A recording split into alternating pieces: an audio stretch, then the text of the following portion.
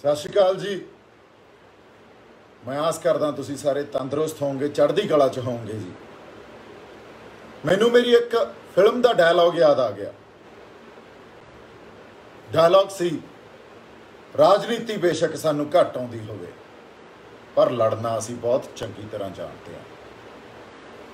हुण गल जिहड़ी आ बड़ी गंभीर आ, इस करके गंभीर आ उस तख्त तो जिथे मैं निक्के हुंदे बठिंडियों तुरना ते श्री दमदमा साहब जाके नतमस्तक होना, उस तख्त दे उत्थों खड़े हो के ये गल कह दी जाती है, मैं सिख नहीं हाँ तो मैं एजेंसियां दा बंदा या मैं साडियां जिहड़ियां सिख संस्थावां उन्हां दे अगेंस्ट काम कर रहे हाँ, उन्हां नूं अपनी संगत दे नज़रां च किसी ना किसी तरह ठेस पहुँचाउण खातर या हानि पहुँचा रहे हाँ। ये गल बहुत गंभीर है जी। इस गल ते इहदी वजी आ मैनूं सट इस करके वजी आ क्योंकि ये जज्बात आ, साडा समर्पण आ उस गुरु लई या साडा समर्पण आ श्री अकाल तख्त साहब लई, जिहदे लई असीं हमेशा ही समर्पित रहांगे।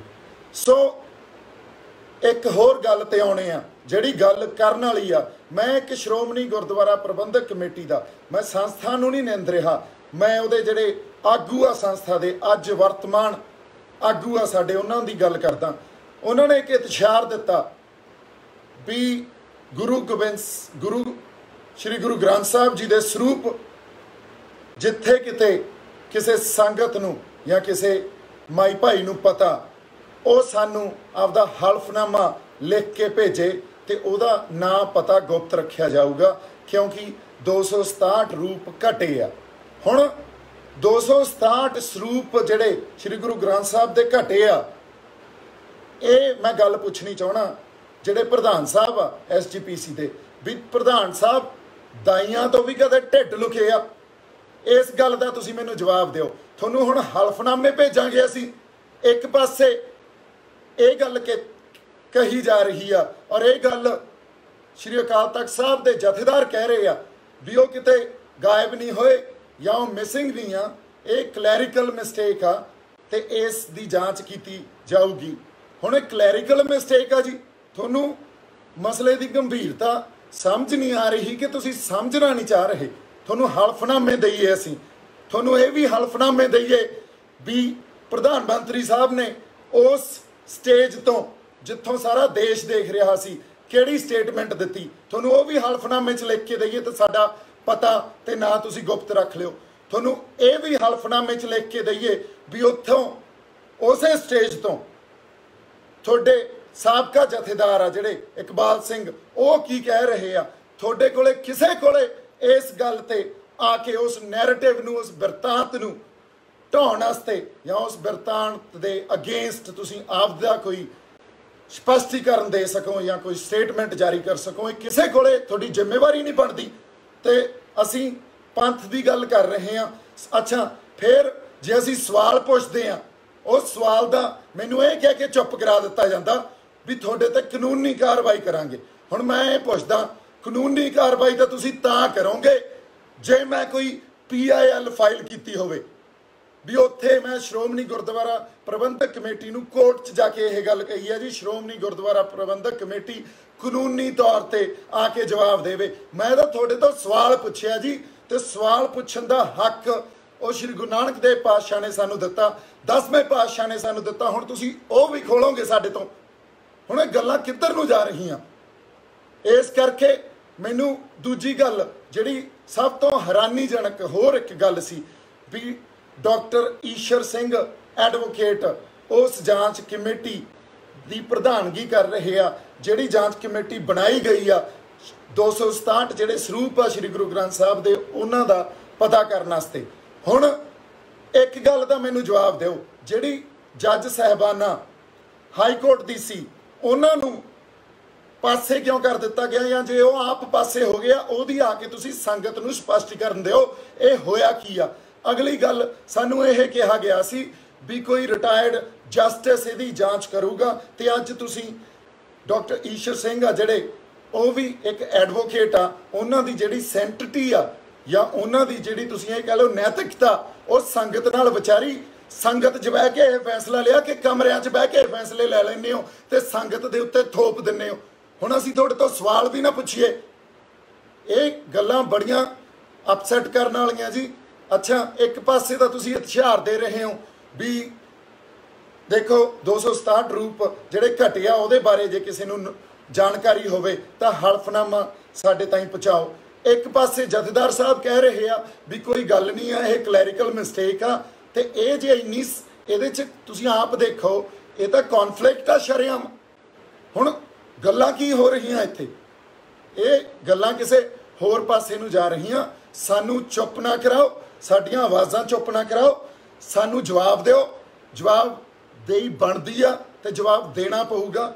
मैनू ना इस गल ते जिहड़ा मैं आके सवाल पुछदा, कोई राजसी सवाल पुछदे आ उहदे ते तुसीं चुप करा दिंदे हो। कोई समाजिक या साडे तुसीं ये कह लो श्री गुरु ग्रंथ साहब नाल जुड़ी हुई जे कोई गल साडे मन च कोई शंके खड़े हुंदे आ उहदे बारे पुछदे आ, तुसीं चुप करा दिंदे हो। हुण तां मैं एक नज़म पढ़ रहा सी, बड़ी मैनू इस मौके ते वो नज़म याद आ रही है। मैं तुहानूं एक गल इस करके दस रहा, ये अज दे हुक्मरानां नूं या ये सारे बैठे जिहड़े साडे मोहरी आ उन्हां दे लई मैं ये नज़म कितों पढ़ रहा सी। मैं उन्होंने दसदा, सब याद रखा जाएगा, सब याद रखा जाएगा, तुम्हारी लाठियों और गोलियों से कत्ल हुए हैं जो मेरे यार सब, तुम्हारी लाठियों और गोलियों से कत्ल हुए हैं जो मेरे यार सब, उनकी याद में दिलों को बर्बाद रखा जाएगा, सब याद रखा जाएगा। तुम स्याहियों से झूठ लिखोगे हमें मालूम है, तुम स्याहियों से झूठ लिखोगे हमें मालूम है, हो हमारे खून से ही सही पर सच जरूर लिखा जाएगा, सब याद रखा जाएगा, सब याद रखा जाएगा। जब कभी जिक्र होगा दौरे बुज़दिली का, तुम्हारा काम याद रखा जाएगा, और जब कभी जिक्र होगा दौरे जिंदगी का, हमारा नाम याद रखा जाएगा। तुम ज़मीं पे जुल्म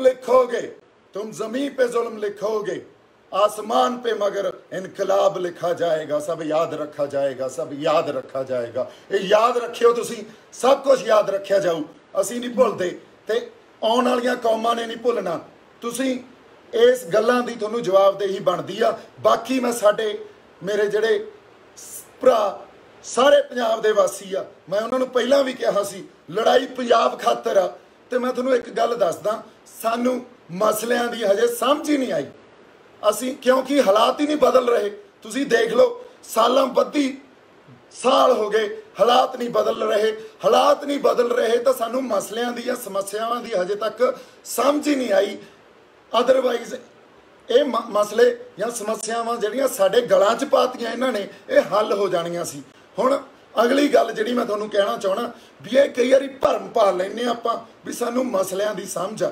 सानू सिर जोड़ के बैठना पऊगा, मसलियां नूं समझना पऊगा, नवें टूल घड़ने पैने आ, नवें साडे पैंतरे घड़ने पैने आ, साडी रणनीति घड़नी पैनी आ।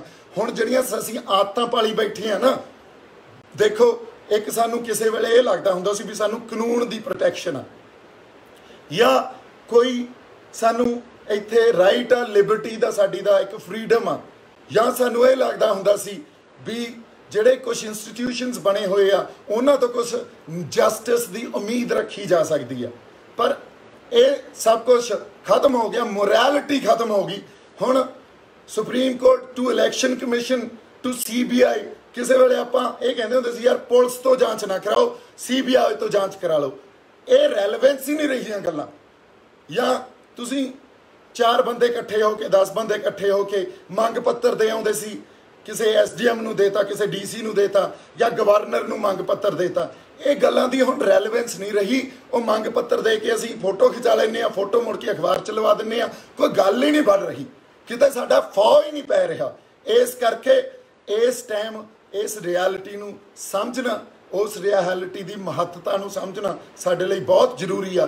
इन्हां हुक्मरानां दी मानसिकता नूं समझना साडे लई बहुत जरूरी आ। इस करके मैं कह रहा बार बार सानू सिर जोड़ के बैठना पऊगा।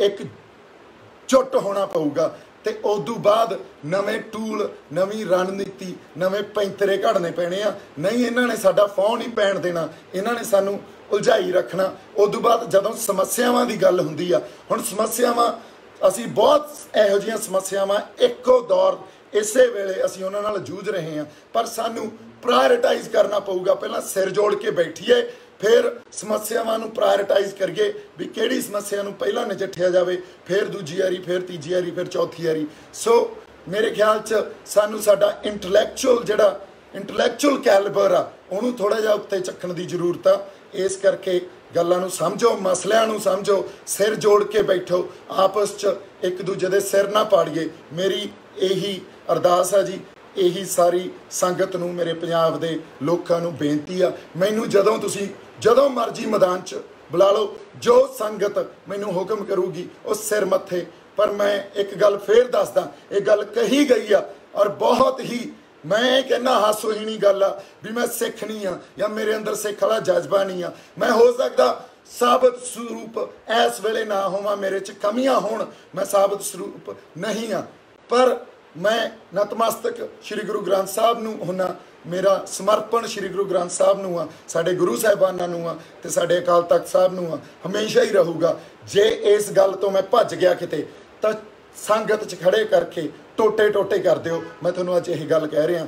ਅਦਰਵਾਈਜ਼ ਹੁਣ ਸਾਨੂੰ ਜ਼ਰੂਰਤ ਆ ਅਸੀਂ ਖੜੇ ਹੋਈਏ, ਆਪਦੀ ਆਵਾਜ਼ ਚੁੱਕੀਏ। ਇਹ ਆਵਾਜ਼ ਸਾਨੂੰ ਸ਼੍ਰੀ ਗੁਰੂ ਨਾਨਕ ਸਾਹਿਬ ਨੇ ਦਿੱਤੀ ਆ, ਸਾਨੂੰ ਇਹਦੀ ਬਖਸ਼ ਸ਼੍ਰੀ ਗੁਰੂ ਗੋਬਿੰਦ ਸਾਹਿਬ ਨੇ ਕੀਤੀ ਆ। ਇਸ ਕਰਕੇ ਅਸੀਂ ਆਪਦੇ ਆਪ ਨੂੰ ਇਕਜੁੱਟ ਹੋ ਕੇ ਕਲੈਕਟਿਵ ਕੌਨਸ਼ੀਅਸਨੈਸ ਨੂੰ ਸਮਝੀਏ ਤੇ ਅੱਗੇ ਲੈ ਕੇ ਚੱਲੀਏ। ਇੰਨੀ ਇੱਕ ਬੇਨਤੀ ਮੈਂ ਸੰਗਤ ਨੂੰ ਕਰਨੀ ਸੀ। ਮੇਰੇ ਅੰਦਰ ਸੱਟ ਵੱਜੀ ਆ ਜਦੋਂ ਇਹ ਗੱਲ ਕਹੀ ਗਈ। ਉਸ ਤਖਤ ਤੋਂ, ਜਿਸ ਤਖਤ ਤੇ ਬਠਿੰਡਿਓਂ ਤੁਰ ਕੇ ਮੈਂ ਦਮਦਮਾ ਸਾਹਿਬ ਜਾ ਕੇ ਮੱਥਾ ਟੇਕਦਾ ਹੁੰਦਾ ਸੀ, ਤੁਰ ਕੇ ਜਾਂਦੇ ਸੀ, ਉਸ ਤਖਤ ਤੋਂ ਇਹ ਗੱਲ ਜੇ ਕਹੀ ਜਾਂਦੀ ਆ ਤਾਂ ਕਿਤੇ ਨਾ ਕਿਤੇ ਜਜ਼ਬਾਤੀ ਤੌਰ ਤੇ ਗੱਲ ਅੰਦਰ ਵੱਜਦੀ ਆ ਜਾ ਕੇ। ਸੋ ਇਸ ਜਜ਼ਬਾਤ ਨੂੰ ਸਮਝਦੇ ਹੋਏ ਮੇਰੇ ਤੋਂ ਕੋਈ ਇਹੋ ਜਿਹੀ ਗੱਲ ਹੋ ਗਈ ਹੋਵੇ ਜਿਹੜੀ ਸੰਗਤ ਦੀ ਸ਼ਾਨ 'ਚ ਜਾਂ ਸਾਡੇ ਗੁਰੂ ਸਾਹਿਬਾਨਾਂ ਦੀ ਸ਼ਾਨ 'ਚ ਸ਼ੋਭਾ ਨਹੀਂ ਦਿੰਦੀ, ਤਾਂ ਉਹਦੇ ਲਈ ਮੈਂ ਹਮੇਸ਼ਾ ਹੀ ਤੁਹਾਡੇ ਸਾਹਮਣੇ ਝੁੱਕ ਕੇ ਆਪਦੇ ਆਪ ਨੂੰ ਪੇਸ਼ ਕਰੂੰਗਾ। ਤੋ ਥੈਂਕ ਯੂ ਸੋ ਮਚ। ਜਿਉਂਦੇ ਵਾਸਤੇ ਰਹੋ। ਬਹੁਤ ਸਾਰਾ ਪਿਆਰ ਤੇ ਸਤਿਕਾਰ। ਸਤਿ ਸ਼੍ਰੀ ਅਕਾਲ।